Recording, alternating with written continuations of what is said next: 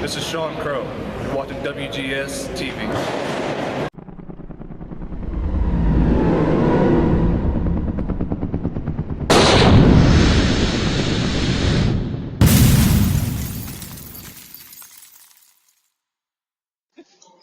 Hello everyone, welcome to another installment of WGS TV right here on youtube.com/WrestleGamer and Wgs-Tv.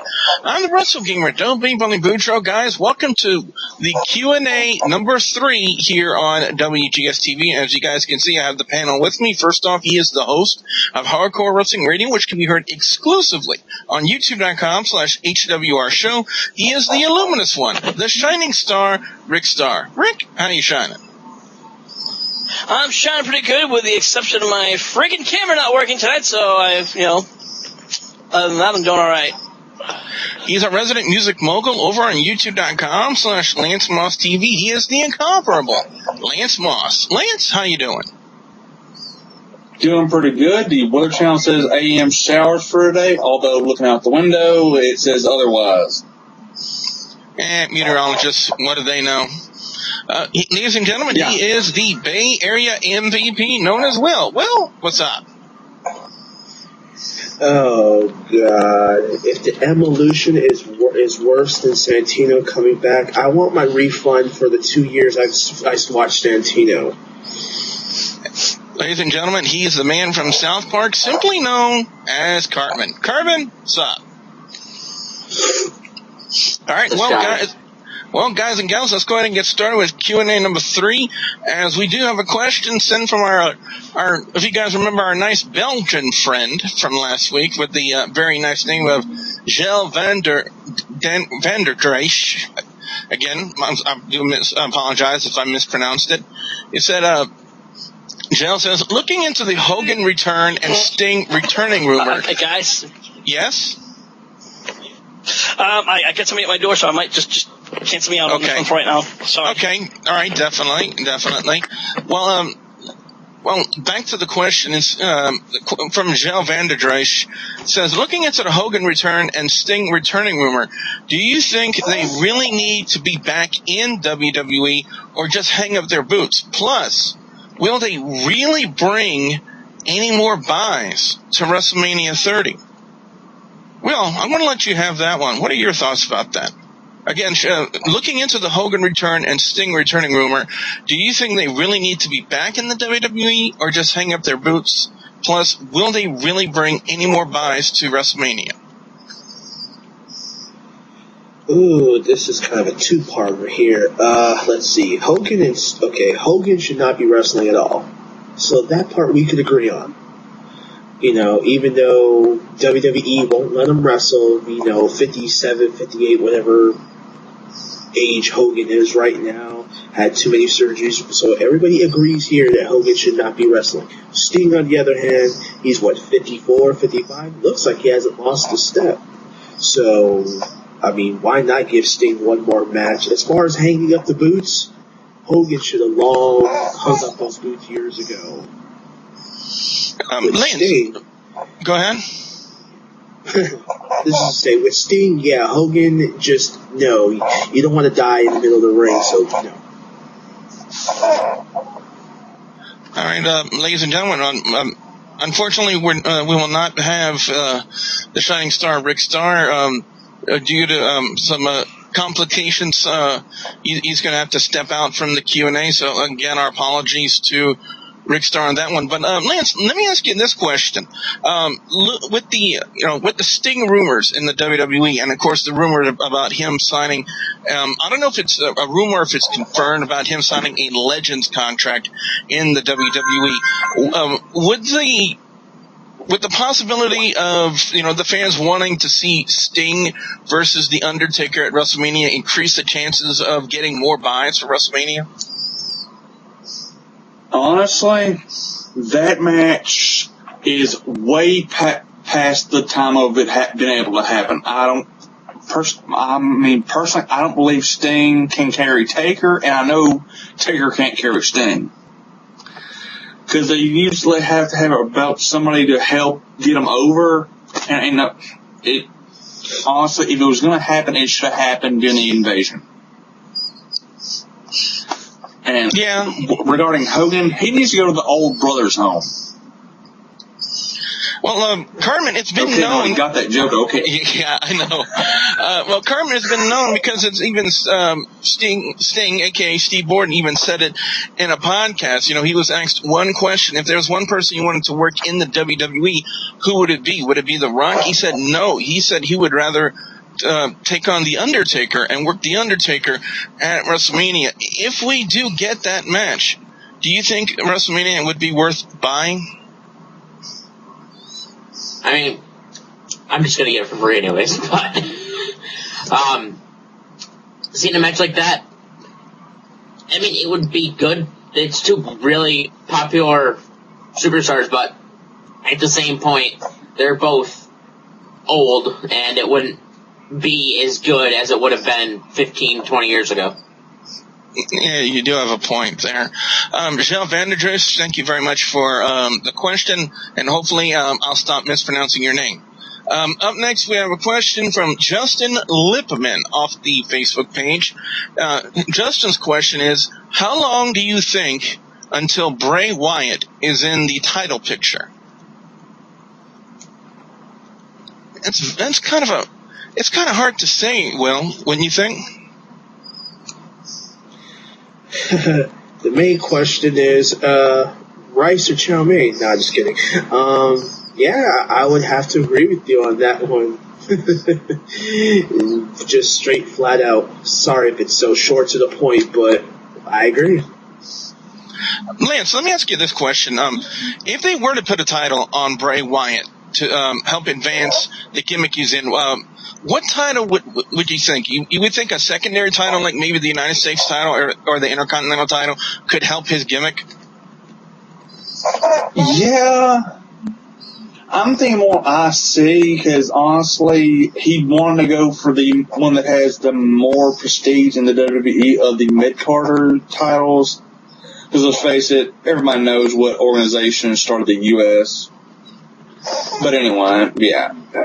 Is it time, while they tried to put the force Ryback into the big title picture, 2012, I believe, but it didn't go over. It's way too soon for him to be in the big title pictures. But for secondary, definitely, it would help him. Carmen, now we saw with the Shield, WWE putting the United States title on Dean Ambrose and giving Seth Rollins and Roman Reigns the tag team championship. A lot of people feel that really kind of helped the faction. Do you see the same thing possibly happening for the Wyatt family? Could, like a tag team title reign with the Harper and Rowans and a singles title on Bray Wyatt possibly help the Wyatt family gimmick? Yeah, I mean, it's hard to say at this point because, well, yeah, it probably would, but eventually, but I'm starting to get sick of the Wyatt family gimmick. It's kind of getting old. It's the same thing week in, week out. Terrible promos that I can never understand every week. It's getting old. All right. Well, Justin, thank you very much for the question. As we go to my old friend and admin on the Facebook page. By the way, guys, very quick announcement. I am proud to announce that the WGS TV Facebook page is now over 5,000 likes. And I just want to take this opportunity to thank each and every one of you guys out there for helping make this happen. So onward and forward to 10,000. As now we go back to our questions with our friend T-Rod from the Facebook page. His question says, as much as we complain, apparently he belongs to the anti-Cena group. As much as we complain about John Cena and his boring, slow matches, my question is, why don't we boo and complain about the lame matches the Divas do? I think in a way, Will, we kind of do that already, don't we? Oh, no. Okay, for everyone that knows us much between WGS TV and Hardcore Wrestling Radio, I'm not the one to sugarcoat or beat around the bush. Every time we do these reviews, T-Rod, You can ask Billy, ask Lance, Rick, Andy, whoever. There's a lot of Divas matches that put us to sleep. Believe me when I say this, because there have been matches to where I went to the toilet and I come back and it's already going to commercial break. Because that's how long it takes. Believe me.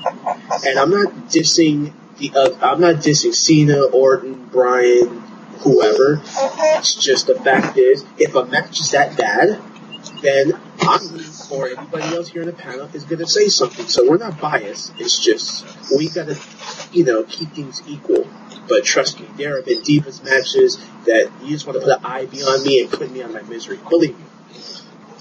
Lance, let me ask you this question. Now, as of late, we have noticed a little bit of an improvement in the Divas division, especially with Brie Bella. Nikki Bella's starting to get there. Naomi of the Funkadactyls is definitely the standout in that tag team. Who else do you feel in the WWE currently besides AJ Lee? Would kind of be like the stand. That ass. Yeah. Well, he said it the best. Now, in-ring wise, who do you feel is like currently one of the best divas in the WWE? And we already know AJ is, because WWE would have not kept the Divas title on her for so long if she wasn't a good talent. True. P.S. Where's James when we need him? I'm just saying.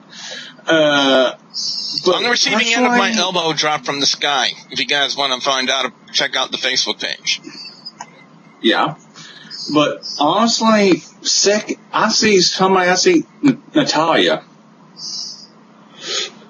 Yeah, I agree with that. Kermit, let me ask you this question. Your favorite. Do we have to go there? Yes. Carmen, let me ask you this question. If WWE could bring back any diva from past or present into the division right now to kind of improve the product they're putting out there, who would it be and why? Lita or Trish Stratus, because they were back in the WWE or WWF back when they actually had a good Divas division. All right. I kind of agree with that. I wouldn't see any harm in bringing Beth Phoenix back, to be honest. Beth Phoenix was a good talent as well in the WWE, and I really would like to see, maybe one of the TNA knockouts. They had a... Exactly. They used to have the knockouts are... Like I said, the knockouts are... WWE should take notes from TNA, what they're doing with their women's division. I think WWE's is absolutely horrendous. Let's be honest here. The only reason people even care about the Divas division is because #dadass. All right. Thank you very much, T-Ron, for your question. And our last question for this video, guys, comes from our friend Leo Gross. And his question reads, what are your thoughts on the new wrestlers coming from NXT? Now, as of late, guys, we've seen a crop of some new talent coming into the WWE. For example, we saw at the Royal Rumble Alexander Rusev from NXT make his debut of sorts in the Royal Rumble, and he was impressive. He definitely was impressive, and now we've been seeing vignettes where they're packaging him with this blonde chick. I've yet to find out what her name is, but if you guys know her name, she was with his gimmick all throughout NXT as well. Okay. I can't remember what her name was, but yeah. I believe they were calling him the Bulgarian Brute. I believe that's one of the gimmick name they have for Alexander Rusev. And, of course, we've seen Emma from NXT as well. And you guys have already heard, we on here kind of voice our displeasure with what WWE is, the way they're trying to package Emma from NXT. Now, we know Emma is a good talent, but, if you package somebody wrong, Will, it's just not going to pan out. And 2 for 2, we agree on that, and I'll add a little bit more to this. Okay, when she first debuted on WWE Raw TV, 3-4 weeks ago, close to a month ago, I thought that maybe she would debut in the ring and not in the crowd. But I guess WWE felt like she wasn't ready yet. She wanted to make sure she could draw the crowd, because we know what WWE is. They want to draw. They want to make sure that talent doesn't get buried by the crowd. Or if you don't got the it factor, like Michael Cole would say, chances are you're not going to look good. But now that Santino took it upon himself, a returning Santino Marella, okay, I'll give it a little bit of a benefit, but going forward, I just hope she keeps her moveset and keeps the little, whatever you want to call this, not too much of that. Keep that when it's necessary. Lance, over to you.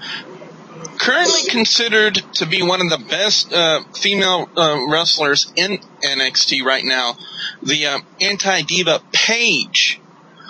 Why haven't we seen any hide or hair of her coming to the main roster? That's a good question. I've heard oh, she's coming up and then that day passes. WWE, give us AJ versus Paige. Carmen, considering what we saw out of the Bulgarian brute, Alexander Rusev, what kind of, do you think he could have a successful run in the WWE, or do you think it'll probably be a short-lived gimmick? It depends how the WWE uses him. If they use him as, with the way he is, the way they use the gimmick at the Rumble anyway, the brute, super badass type of wrestler, if they keep that gimmick, I think it can last quite a while up in WWE. But if they pretty much throw it in the shit can and make it terrible, then it's just gonna fail miserably. Just like the Husky Harris gimmick and a lot of other ones that WWE has done, they've just failed miserably. Well, when they repackaged him as Bray Wyatt, and to me, that was kind of an improvement, despite what many fans might think about that. Because a lot of people weren't talking about the Husky Harris gimmick when he first came out, but when he repackaged himself as Bray Wyatt, that's when people started to take notice. That's when people started to start talking about Bray Wyatt. But my final question to you guys, well, I'm going to start with you. When we finally do see Alexander Rusev, being put into a storyline, who do you see would be the best fit for him to have his first angle with? Ooh, that is a good question. Oh man. Right now, the only thing I could think of right now that would make sense would have to be Biggie Langston, because Langston doesn't have really much of a current storyline right now. I mean, the last couple of matches, he's been in tag team and six-man tags, if you want to be honest. But if you want to build an NXT star going up against someone that was a former NXT champion, in which Biggie Langston was, I wouldn't mind seeing Rusev Langston feud for a while. I mean, two dominant guys in the ring, why not? I accept this. Wouldn't you? Lance, over to you. Who would you put against Alexander Rusev in his very first storyline in the WWE? Well, I could kind of say something like this. Everybody's favorite superstar, Ryback. And because, you're just a big bully. And then Alexander Rusev just beats the living tar out of him. Yes. Cartman, what about you? It's really hard to say. I kind of agree with both Lance and MVP.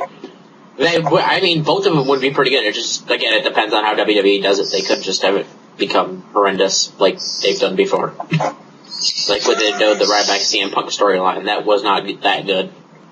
Yeah.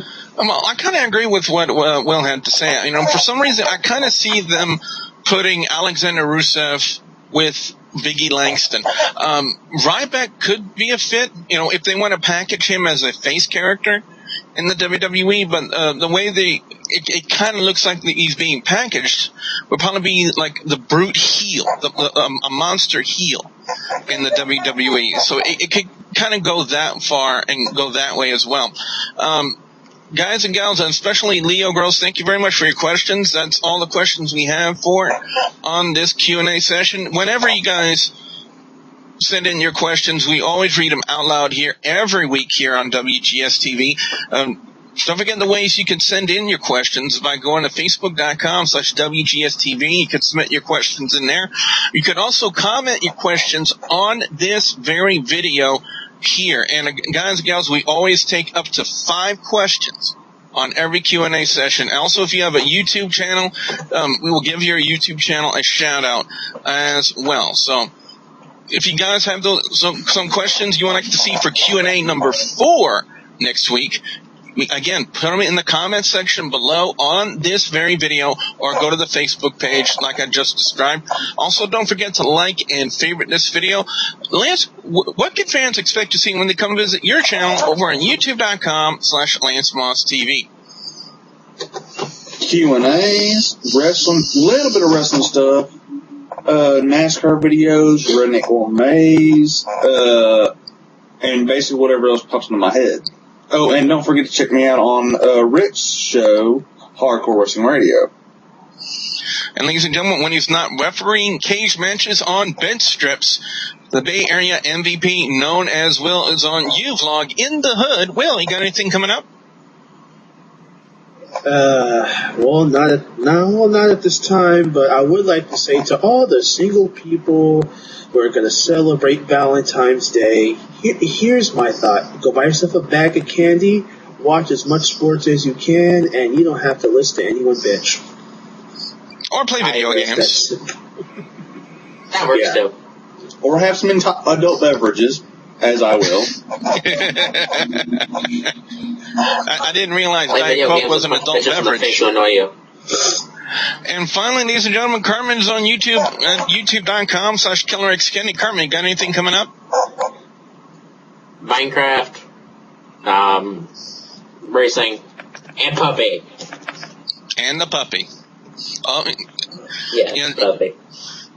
Always got to make sure that puppy is there. Also, again, our apologies to Rick Starr for having to step out during this Q&A session, guys. But again, don't forget to check out Hardcore Wrestling Radio on YouTube at youtube.com/HWR Show. Don't forget he's also on Facebook at facebook.com/Hardcore Wrestling Radio. Also, WGS TV is on Facebook, facebook.com/WGS TV. And don't forget to please subscribe to youtube.com/WrestleGamer and youtube.com/ZFX TV Network if you haven't already. So for the Illuminous one, the Shining Star, Rick Starr, the incomparable Lance Moss from Lance Moss TV, the Bay Area MVP known as Will, and the puppy killer himself, Cartman, I'm the WrestleGamer, Billy Boudreaux, saying thank you very much for watching.